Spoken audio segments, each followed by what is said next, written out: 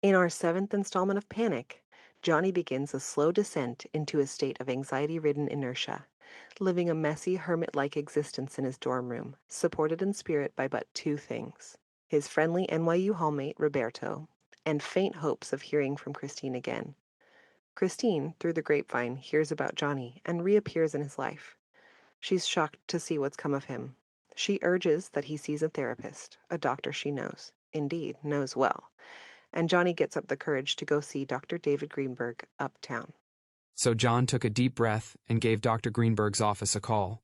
The receptionist, hearing a sense of urgency in his voice, said they were fully booked that week, but she would see what she could do. In less than a minute, she called back. He'll see you tomorrow, 10 a.m. John was able to grab a cab right in front of his apartment the next day and headed uptown. When Dr. Greenberg walked into the therapy room at his practice on Park Avenue, the new patient could see that the doctor was a kind, thoughtful man, with a full gray beard and twinkling blue eyes behind slightly bent glasses. So, what brings you to see me? Let me guess. You're upset the Yankees are sucking wind this season? Well, yes, that about sums it up. Just feeling a little anxious these days, actually. John went on to describe his emotional state over the past few months, alluding to the incident during the SAT test and his running headlong into the BMW. The therapist, stroking his thick beard, listened intently to his young patient who, he could see, was ill at ease.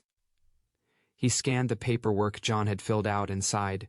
What I always tell my patients is, just relax. We always have things to feel anxious about every now and then.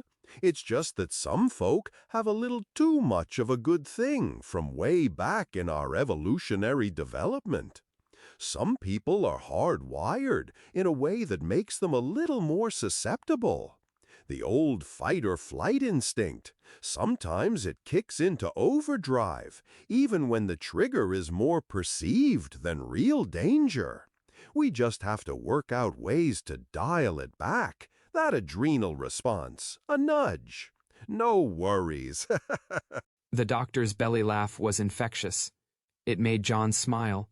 What you need to know first, John, is that you're not alone.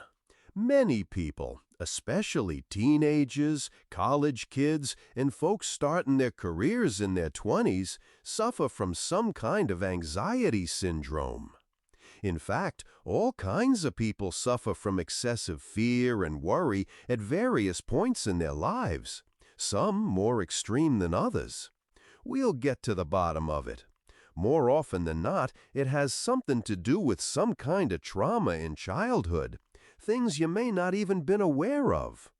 Okay, so let's put that on the table. John nodded in agreement. Okay, I can fathom that, for sure.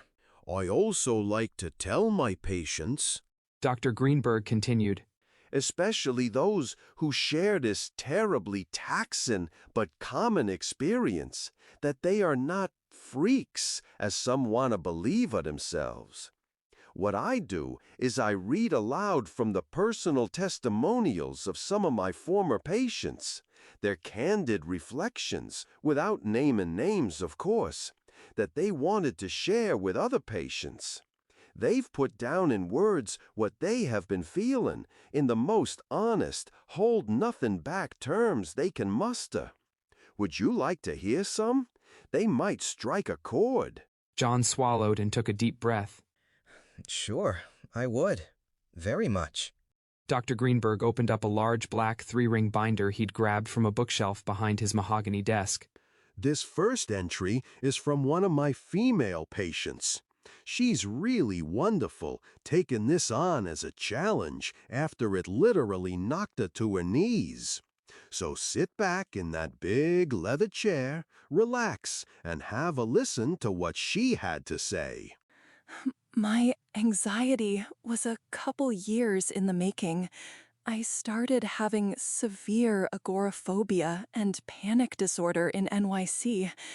I put off finding a solution to it until I had to call my mother to fly up to the city to bring me back home. Nothing felt real. There was no present moment that I felt normal in. I felt like I was in a dream. There were many times that I thought things would be so much easier if I could just fall asleep and wake up whenever things were back to normal. But you need to be aware, alert, and wide awake to find yourself. So, here's what happened. And I have to say that I've never really been open about my experiences because none of my friends understand. I can feel it now, that empty feeling in the pit of my stomach, and my hands begin to shake. But nevertheless, I will try to ignore it and continue. I went hot and cold, couldn't focus, couldn't hear. I was shaking all over, sweating and crying. I can remember feeling sick and not being able to stand up. My boyfriend, as you can probably imagine, was freaking out nearly as much as I was. I was this gibbering wreck on the floor. Through frantic tears, I begged him not to leave me and to call an ambulance. I remember him taking me downstairs to where my mom was. She took one look at me and completely freaked out. I couldn't breathe, and my heart wouldn't stop pounding in my chest. My pulse was racing, and I honestly thought I was going to die. I remember apologizing to my boyfriend and mom for putting them through this. I begged them not to let me die. I was only 17. I didn't deserve to die. Sadly, life is not that forgiving. The attacks didn't stop. They just got worse, and each time I was sent to the hospital, they couldn't find anything wrong with me. I just kept apologizing to my family. I thought they assumed I was faking it. The doctors certainly did. It was so hard trying to explain that I could genuinely feel like I was going to die, and then a few hours later, I was fine. Weeks passed, and I was rushed in and out of the hospital numerous times. Each time, the doctors dismissed it as if it was nothing. Nobody saw the damage it was doing to me inside. I became a recluse, scared that if I went outside, it would happen to me again. I just thought that if I was outside, nobody could help me. I was safer indoors, and that's where I stayed, afraid to face the world. I felt shattered and terrified. I couldn't get a job, and I became dependent on my boyfriend, who was still unaware of the effect of this illness. Family and friends ignored the possibility of an anxiety disorder because I had always seemed so happy, and I had nothing to be stressed over. After a few months, I had convinced myself that I was going crazy and couldn't cope with life. I became depressed because I spent all my time locked away in my room. After another attack and varying specialists inspecting me, it took Dr. Greenberg to suggest the idea of an anxiety disorder. He was amazing. After my family had left the room for some tests to be done, he sat and explained the whole thing to me. I was not faking it or going mad. I had a disorder. All of a sudden, the weight of the world was lifted. My mystery ailment had a name. Now that I knew what it was, I could focus on treating it. Then came those magical words. You just have to find a way of coping with it and controlling the attacks. And that is exactly what I did. I needed to be home and nestled in a safe and secure environment, filled with love and understanding. And thank God, that's what my parents were able to provide. If you are able to do so, I highly recommend taking a step back and going as close back to your roots as possible, or at least find a way to be around your closest family or friends as much as possible. We just need to be taken care of once in a while. It's only natural, and it's quite brave to be able to admit it. Way too many people love you and want you to be happy for you. So grab onto that and hold it tight, and know that that love is universal. I want you to be happy and normal, and so does the rest of the vast network of people who have been through this too. Dr. Greenberg took a pause and turned the page. How you doing? You all right? John, wiping beads of sweat from his brow and fidgeting in the leather chair, replied hesitantly. Yeah, I'm good. Shall I continue? Yes, please. He crossed his legs and pressed his hands together. This next one is from another patient of mine, a young man like you. Dr. Greenberg helped me in a very simple, positive light. He began by teaching me to accept anxiety, accept being home, and accept putting the rest of my life on hold until I got better. So that's what I did, and it worked over time. But before I met Dr. Greenberg, I was a mess. There were things I didn't trust myself to do when I got home, like driving a car. I barely left the house out of anxiety-based fears around driving. I lost contact with most of my friends due to anxiety-based insecurities that kept me from reaching out to them or keeping the plans we had made. Feeling worthless and incompetent, a new and scary feeling for a former straight-A student, I became passively suicidal. The tiniest inconvenience turned into a melodrama, which was humiliating because I had always prized myself on being a composed and capable person. My thoughts felt uncontrollable.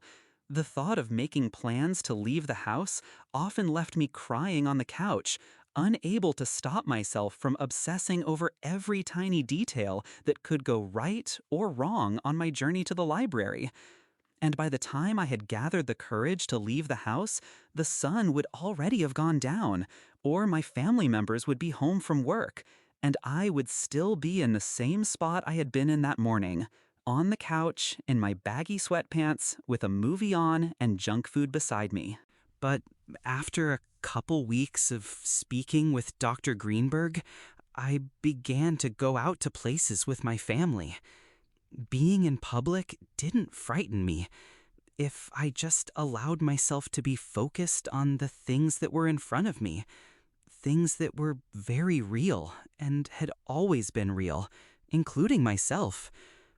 Being with the people I loved and adored was huge in the process, particularly when you get some good old belly laughs in there. Laughing from the gut will restore some major reality back into you and your brain. You're laughing because something is wickedly funny, and that's totally real. So be brave and beat the shit out of this thing, because you can. When you feel overwhelmed, close your eyes and just listen to sounds that are really there. Smell scents that are really, really there. Open your eyes and see what is really there. You know how to do this. Your brain is just trying to flip you out. But your real self and your real state of happiness and peace will win out. Every human feels a little anxious from time to time. It's just a feeling, after all. Just a feeling. Strip the feeling of its power, and it will dissolve. After Dr. Greenberg had stopped reading and returned the binder to the shelf, John felt a certain paralysis that comes with cognitive dissonance, the holding of two diametrically opposed ideas in one's head at the same time. There he was, almost trance-like in the worn leather lounge chair, wringing his hands. He felt elated and becalmed, knowing that other people suffered as he did, and from a real syndrome, but, at the same time, he was scared shitless about just how debilitating this thing could be. One thing was clear: it was up to the sufferer to pull his or her act together with friends and family. This was going to take work, serious work. The entire meeting with Dr. Greenberg shook him viscerally. He had never been to a shrink, and, boy, was this a humdinger for a first swing at the plate. When the soft-spoken therapist said, "That's all for today," and then welcomed him back for a consultation later in the week. On Thursday, John's knees almost failed him as he struggled toward the door. "This is gonna be hard work, but I'm gonna walk through this with you, and together we will get to the other side.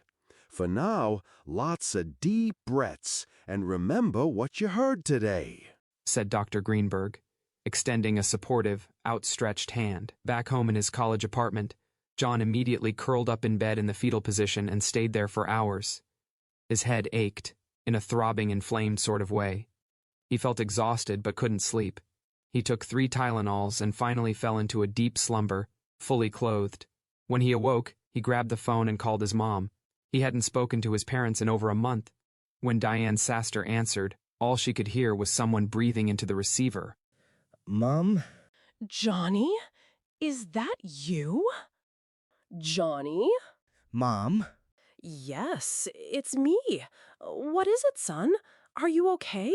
The voice on the other end of the line quavered and broke. Not really. Not so good. More than anything in the world, John Saster wanted to tell the truth. The whole sordid story of how his life had collapsed, how his body had shrunk, how his mind had veered into a dark, tenuous place. He wanted to tell her, more than anything, that he wanted his mom and dad to come get him, just as Dr. Greenberg's other patient had sought refuge in the parental home. But he couldn't. I've been a bit messed up, Mom, to be honest. Not sure why. Not sure what it is. Johnny, what is it? You tell your mother right now. You've got me worried, and I need to know what's going on. I'm just feeling a bit confused and anxious all the time. Okay, I hear you. Have you been to the doctor? Yes, I went today. I went to see a therapist. He seems really smart and nice. Dr. Greenberg. A friend recommended him. Good, good. That was the right thing to do. I'm going to drive over now to see you. No, Mom. I can't let you do that. Why not? For God's sake, we haven't heard from you in a long time. It's been over a month. We let it go because we thought you just wanted your space and independence. I'm coming over now. No, I won't be here. Can't let you do that. I will let you know when we can get together. Just wanted to reach out and say hi, and let you know I'm thinking about you. And Dad, how is he? He's fine. Busy, as usual. But he's going to be very upset when I tell him this news. Don't tell him. Just say I checked in, okay? Please. All right. I want you to call me back tomorrow and tell me how you feel. When are you going back to the therapist? Later this week. Everything's gonna be cool. We'll talk. Love you, Mom. Love you, John. Lying back on the couch, his eyes focused on the glass picture frame on his desk. There he was, a 10-year-old kid with his crumpled Yankees cap, and there was Dad with his arm over his shoulder, standing outside Yankee Stadium.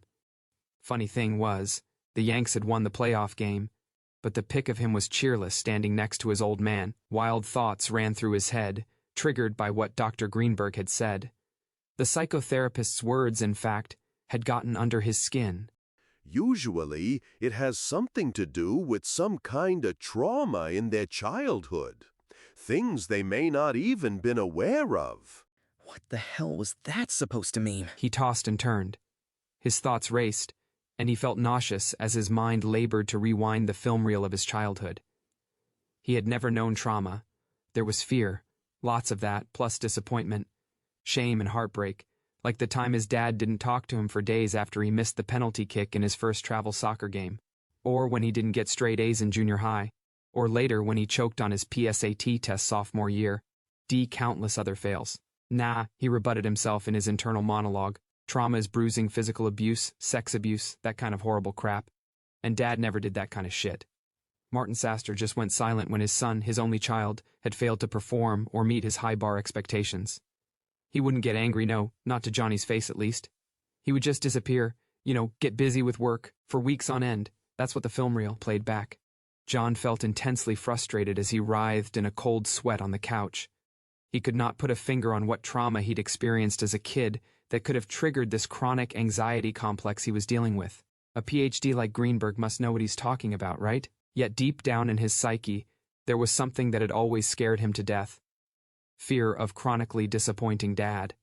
Yes, smack dab in the middle of that comfortable, safe, and all too oppressive Fifth Avenue environment his parents had provided on the exclusive Upper East Side, fear had lurked.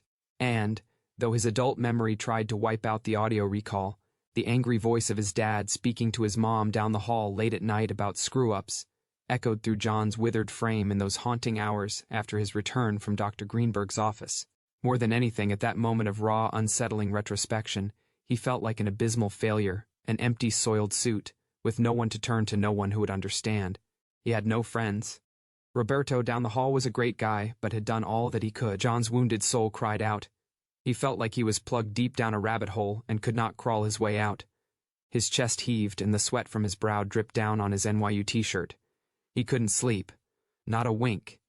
He pulled out Christine's number from his wallet and called her. Hey, it's me, your panic-stricken friend. John? Wow, it's so good to hear your voice. You okay? Well, I'm doing not great, actually. Just wanted to touch base, since you gave me your number. Aw, did you go to see my therapist, Dr. Greenberg? I did, and, well, it kinda knocked me on my ass, to tell you the truth. What do you mean? Well, everything he said made a lot of sense. But hearing it for the first time spelled out so clearly that this thing is real made me calm and curious to learn more, on one hand, but it also scared the shit out of me. Yeah, it's triggered one of those zone-out spells, and I'm lying here on my couch like a sweaty, bug-eyed zombie, totally freaking out. I kinda feel like I don't want to be of this earth anymore. I understand, John, but listen, you'll be okay. Dr. Greenberg's a real pro. He's 75, been at this a long time. Follow his lead. It's tough, really tough at first, especially the initial visit when you hear about this kind of condition, this anxiety syndrome that many other people have experienced or are experiencing, right? Yeah, but I never realized hearing about it would breed more anxiety. Just talking about it so directly. My heart's racing. I feel like I should climb up on the roof to get some fresh air.